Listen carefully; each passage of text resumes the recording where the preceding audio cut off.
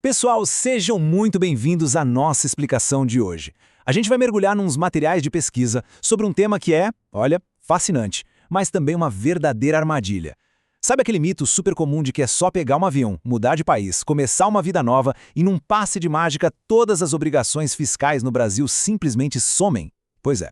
É aquela ilusão de que cruzar a fronteira deixa a pessoa invisível para a Receita Federal. Bom, hoje a gente vai desconstruir exatamente essa crença, usando dados super técnicos para criar um caminho bem claro e prático de regularização para quem mora fora. Beleza, vamos mergulhar nisso. Nossa rota de hoje está super dinâmica. A gente vai passar por 1. O limbo fiscal. 2. A diferença entre CSDIP e DSDIP. 3. Os riscos com bancos e CNPJ. 4. O guia do imóvel. 5. As saídas retroativas e, fechando com chave de ouro, o guia passo a passo da regularização. Então, começando direto pelo ponto 1, o famoso limbo fiscal. Aí vem aquela pergunta de $1 milhão. Será que mudar para o exterior significa escapar do sistema tributário brasileiro? E a resposta direta e reta é absolutamente não. Mudar de endereço de entrega e mudar de domicílio fiscal são coisas assim completamente independentes. Acreditar no contrário cria uma falsa sensação de segurança que, sério, pode custar uma fortuna lá na frente. E é aí que a gente entra no conceito de limbo fiscal. O que é isso na prática? É basicamente aquele espaço cinzento onde o expatriado está lá ganhando a vida em dólar, em euro, em libra, mas para o governo brasileiro, essa pessoa ainda é um residente fiscal. Quer dizer, aos olhos da lei, a obrigação de declarar e pagar imposto no Brasil sobre absolutamente tudo que se ganha no mundo inteiro continua valendo. É um verdadeiro problema tributário invisível, sabe? Mas espera aí. Por que esse limbo ficou tão perigoso de uns tempos para cá? Acontece que a fiscalização mudou de patamar. A Receita não precisa mais de auditor batendo na porta de ninguém para investigar. Hoje é tudo algoritmo, é cruzamento de dados em massa. Olha só, o Sistema Internacional CRS faz a troca automática de informações bancárias de mais de 100 países. Aqui dentro, a E-Financeira monitora saldos e até transferências via Pix que passem de R$ 2.000 no mês. E ainda tem o sistema CIB, que cruza dados de imóveis, aluguéis e até contas de luz. Ou seja, a máquina já sabe quem está fora e o que essa pessoa tem. É literalmente como um quebra-cabeça gigante que se monta sozinho. E aqui tem uma regra crucial, a regra dos 12 meses de ausência. Quem não fez a saída formal, durante os primeiros 12 meses morando fora, ainda é considerado residente fiscal no Brasil, tá? A mudança automática para não residente só rola lá no 13º mês consecutivo. Mas muito cuidado com essa armadilha. Esses 12 meses precisam ser totalmente ininterruptos. Se rolar uma viagenzinha rápida, super inocente, para passar uns dias de férias no Brasil dentro desse primeiro ano, o relógio zera. A contagem recomeça absolutamente do zero, sem chorro. Certo, avançando para o nosso ponto 2, as diferenças cruciais entre CSDP e DSDP. Gente, o ponto-chave aqui é não confundir de jeito nenhum essas duas siglas. A CSDP é só um aviso, é uma notificação bem rápida lá no portal ECAC, feita até fevereiro, que basicamente diz: "Ei, não moro mais no país". Mas preste muita atenção, fazer só essa comunicação não encerra a história. O documento que a lei exige para oficializar a saída de forma definitiva é a DSDP, a Declaração de Saída Definitiva. Essa sim é uma declaração completa, feita no Programa do Imposto de Renda, lá entre abril e maio. Sem entregar a DSDP, o processo fica capenga, fica pela metade. Vamos ao ponto 3, riscos bancários e de CNPJ.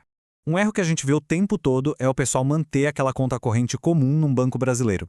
Sabe qual é o problema? Para quem não é mais residente fiscal, manter uma conta de residente é uma infração super séria. O risco prático disso? O banco pode descobrir o status no exterior e simplesmente bloquear a conta de uma hora para outra. Imagina ficar sem acesso ao próprio dinheiro do dia para a noite? Não dá. A solução legal aqui é converter essa conta para uma conta de não residente, a famosa CNR. Essa é a conta obrigatória e blindada para quem mora fora. Isso ilustra brilhantemente o impacto financeiro de não ajustar o status. Olha essa dinâmica. O aluguel, por exemplo, passa a ter uma mordida fixa de 15%, direto na fonte, sem nenhuma faixa de isenção. E se a pessoa tem o CNPJ no Simples Nacional? Bom, isso passa a ser expressamente proibido para não residentes. Se mantiver, corre o risco gigante do Brasil tributar a renda mundial inteira da pessoa. Sobre dividendos, a gente tem uma retenção fixa de 10%, com base na nova regra de 2026. E super importante, para quem ainda recebe renda CLT ou de outras fontes de trabalho no Brasil, é absolutamente obrigatório avisar a empresa pagadora. Se a fonte pagar usando as regras antigas, nossa, a retenção incorreta vira uma bola de neve de multas pesadíssimas no futuro. Indo para o nosso tópico 4, o Guia do Imóvel. 15%. Esse número tem que estar cravado na mente de todo mundo que mora fora e tem imóvel alugado no Brasil. A partir do momento da saída fiscal, pode esquecer aquela tabela progressiva ou qualquer faixa de isenção. O imposto é de exatos 15%, retido na fonte e incide desde o primeiríssimo real que entrar de aluguel. Mas na prática, como é que a gente gerencia isso sem dor de cabeça? Porque, vamos ser sinceros, raramente o inquilino vai saber calcular e pagar um tributo complexo assim. A jogada mais segura e muito recomendada é nomear um procurador legal no Brasil. Essa pessoa recebe o aluguel bruto, gera e paga aquele DARF com código 9478 e só então repassa o valor líquido. E uma dica de ouro. Para aliviar o peso no bolso, é totalmente legal deduzir os custos com condomínio e IPTU da base de cálculo. E mais, estruturar o contrato para que melhorias feitas pelo inquilino sejam abatidas do valor do aluguel ajuda a reduzir significativamente a mordida final do leão. Chegamos ao ponto 5. Quando fazer a saída retroativa? Existe uma regra chamada decadência tributária, que diz o seguinte: a gente só consegue voltar no tempo e retroagir a saída em um período de até 5 anos. Então, como os materiais da nossa análise consideram o ano base de 2026, a data limite, a mais antiga que o sistema vai aceitar para formalizar uma saída, é 31 de dezembro de 2021. Se a saída rolou antes dessa janela de 5 anos, o sistema da Receita simplesmente não aceita mais.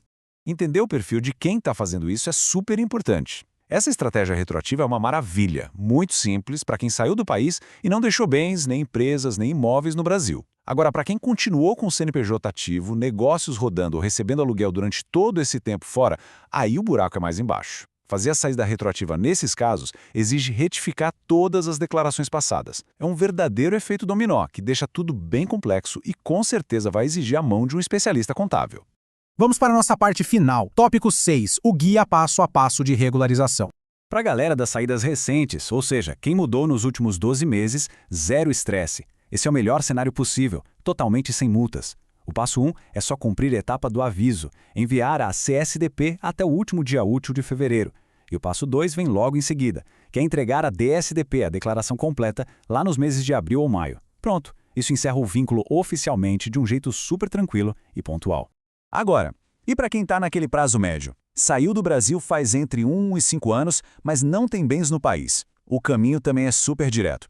Primeiro, é só baixar o programa da Receita Federal referente àquele ano específico do passado. Segundo, preencher a declaração de saída, a DSDP, colocando os bens zerados e informando a data exata da saída retroativa. E terceiro, pagar aquela multinha mínima por entrega em atraso que hoje dá uns R$ 165.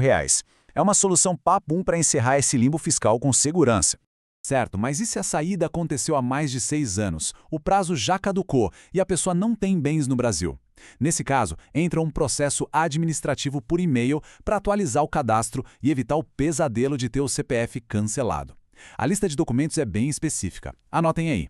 Precisa do número do CPF, do número do recibo da última declaração de imposto de renda entregue, do título de eleitor, documentos de identificação dos dependentes se tiver, um documento com foto válido ou passaporte, junto com uma selfie segurando esse documento e uma cartinha simples, uma declaração informando a data exatinha em que foi embora do país. É um passo absolutamente vital. E dos materiais que a gente estudou hoje, surgiu essa frase que é simplesmente perfeita. A inércia não é uma estratégia. É o financiamento do risco. Ficar parado, ignorando as regras num mundo super digitalizado, onde os sistemas se falam e cruzam informações o tempo todo, não protege absolutamente ninguém. Achar que o problema vai sumir só por causa da distância geográfica só faz o risco burocrático e financeiro virar uma enorme bola de neve no longo prazo. Então, a gente fecha a nossa análise de hoje com essa provocação. A situação fiscal internacional está mesmo resolvida e encerrada ou só foi empurrada com a barriga lá para o futuro? Olhar para a própria estrutura, para as contas, empresas e propriedades com as lentes do que a lei exige hoje é o primeiríssimo passo para ter uma inteligência patrimonial de verdade. Deixar ponta solta por aí é um jogo muito perigoso. Fica aqui o convite para revisar tudo isso com carinho, viu? Muito obrigado por acompanhar a gente até aqui e esperamos que essa nossa imersão de hoje tenha trazido total clareza sobre os caminhos da regularização. Um abraço!